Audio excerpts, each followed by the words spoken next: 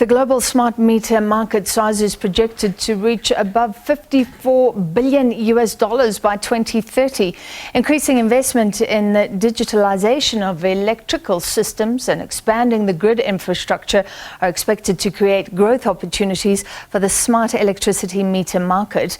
And to honour Women's Month, we feature Nyamezela Metering, a female-owned business operating in Johannesburg.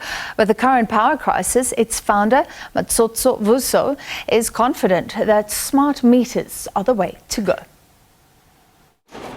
Smart meters have entered and changed the energy landscape.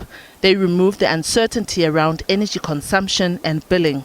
In South Africa, smart meters are designated for local production, an opportunity that the managing director of Nyamezela Metering, Matsotso Vuso, has grabbed with both hands.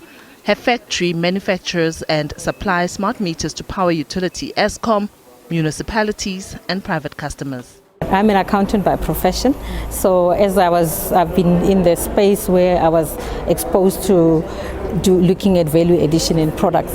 So having looked at customer credit control for utilities like City Power, who were supporting at the time, we realized that the products that they were supplying were coming from a limited number of suppliers, and then we saw an opportunity for us to establish the factory as opposed to importing. And then immediately thereafter, then the industry was designated. So it's always an opportunity that we saw, and fortunately government was already en route to designating it to make sure that there is production. She says, like with many other women, starting a business as a black woman is always challenging. Getting capital tops the list of those challenges. This is very capital intensive, and a typical factory with meeting the requirements of what localization is, you're looking at something upward of 100 million. So an investment of that much, you don't get black people having that much money available. So for us, we started off normally like everybody else, bootstrapping the business until to a stage where it was bankable. Then we fortunately got a project in Zimbabwe, which then allowed us to further invest in the production and make sure that we then can present to companies like Eskom, who then support. Fortunately, we got awarded an allocation. Vuso says when she entered the market, she was not focused on the fact that she's a woman. At the time, her biggest competition was multinational companies. This led her to establish an association for meter manufacturers in the country to push for policy that allows other players to participate in the industry. At a time when correct billing has become a challenge for municipalities and households, load shedding also is now a way of life in the country. She believes smart metering can play a big role to alleviate these challenges. Smart metering is enabling the utility to take control of the meter reading. Because in the past, we used to have meter readers going house to house reading meters.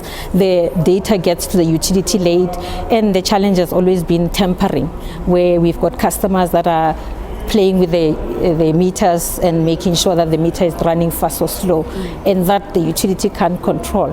And in some instances, people are actually receiving electricity free of charge because of that temper.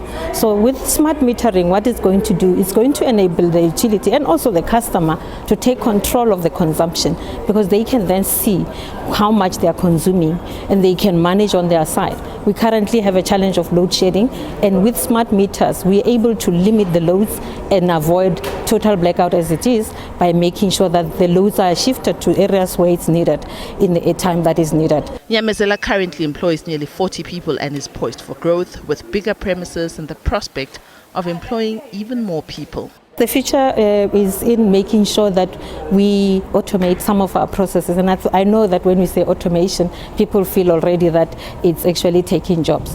It's actually, in our case, going to create more jobs, because from the current labor pool, we are going to jump to 120 at the full production when we are fully at production. So what we're doing there, we're introducing some of the base production processes and making sure that we are eliminating, because quality control in the space is important. Your customer is interested in a product that works the first time, and I think how we have managed to limit our product default is because of the quality control processes. So automation helps us by making sure that it removes the human labor portion and introduce precision.